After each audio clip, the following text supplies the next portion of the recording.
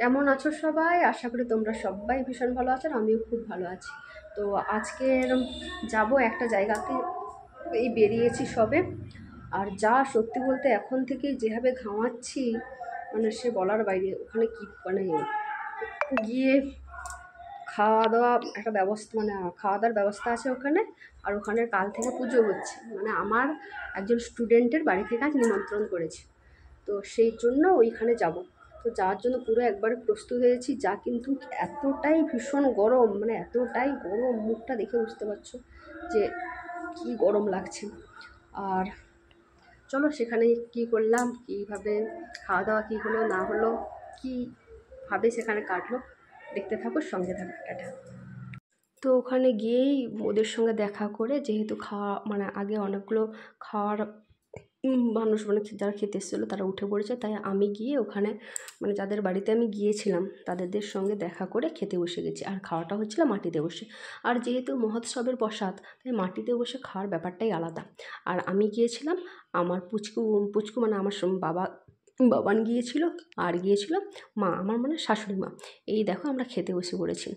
আর খেতে দেখো মুখটা দেখে মনে হচ্ছে না এত গরম, সত্যি বলতে ওই দিন এত গরম ছিল, মানে কিছু যে মুখে একটু কিছু মাখবো টাখবো বা কোনো কিছু করে যাব সেইটুকু উপায় ছিল না। আর সামনে যাদেরকে দেখতে পাচ্ছ ওরা আমার টিউশনেরই ছাত্রীরা।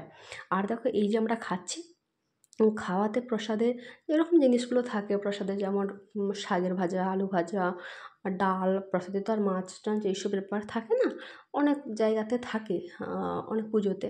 তবে এখানে সেই রকম ব্যবস্থা ছিল না, মোটামুটি প্রসাদে ছিল। আর বাবান তো কিছুই খেতে পাচ্ছিল না। বাবান কেন, আমি আর মা তাও মানে খেতেই পাচ্ছিলাম না, এতটাই গরম লাগছিল যে কিছু খাবো সেই জিনিসটা সত্যিই মানে কাজ করছিল না।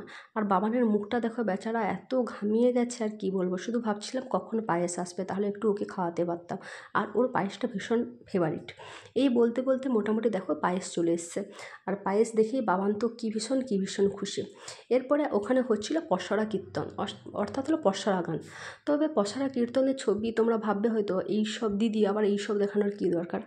তবে যেটুকু বলছি জানো তো, একটা সময় যখন আমরা খুব ছোটো ছিলাম তখন দেখতাম যে মানে যেটা বলা হয় ষষ্ঠী গান হতো, ষষ্ঠীতলা যাত্রা, তারপরে নাটক হতো, অনেক অনেক কিছু তখনকার দিনে থাকতো। আর শীতকাল হলেই অনেক মানে যেটা হলো টিকিট কেটে যাত্রা দেখার একটা ব্যাপার প্রচলন ছিল। বা ঠিক শীতের পরে যখন গরম একটু পড়তো, শীতলা পূজা, কালী পূজা, মনসা পূজা, নানা রকমের পুজোতে কী হতো বলো তো, এই মানে খোলা প্যান্ডেলে যাত্রা হতো। আর এখনও হয়, কিন্তু সেই যে মানুষের একটা দেখতে যাওয়া, মুড়ি বেঁধে নিয়ে যাওয়া, চপ নিয়ে যাওয়া, এই জিনিসগুলো না সত্যি বলতে এখন অনেকটাই কমে গেছে। মানে এখন সবার হাতে ফোন, সবার বাড়িতে টিভি, সবাই টিভি দেখবে, কিন্তু ওই জিনিসগুলো প্রায় উঠেই গেছে। তবুও কি বলতো, এই যে পসরা কীর্তন তবুও দেখতে পাওয়া যায়। আমরা সেই বাংলাতে পড়ে এসেছিলাম, সেই যে মানে খণ্ডগুলোর, প্রত্যেকটা খণ্ডের। তো এখানে তো পুরোটা তুলে ধরা যায় না, কিছু কিছু অংশ তুলে ধরা যায়। যেমন বড়াই চরিত্রটি সবারই খুব ভালো লাগে এবং ভীষণই একটা পছন্দের চরিত্র, তার জন্যই তোমাদের কাছে আমি তুলে ধরলাম। আর এটা আমি এই ভিডিওটা আমি করিনি, এটা করে দিয়েছিল আমার একজন পুচকু ছাত্রী, 5-এ পড়ে, ও ক্যামেরাটা ধরে করে দিয়েছিল। আর দেখো এই জিনিসগুলো না সত্যি বলতে খুবভাবে হারিয়ে যাচ্ছে। আর তোমরা যতটা সম্ভব চেষ্টা করবে যে আগের জিনিসগুলোকে দেখার, একটু বোঝার, অনেক কিছু শেখা যায় এইগুলো থেকে। আজকে এতটাই।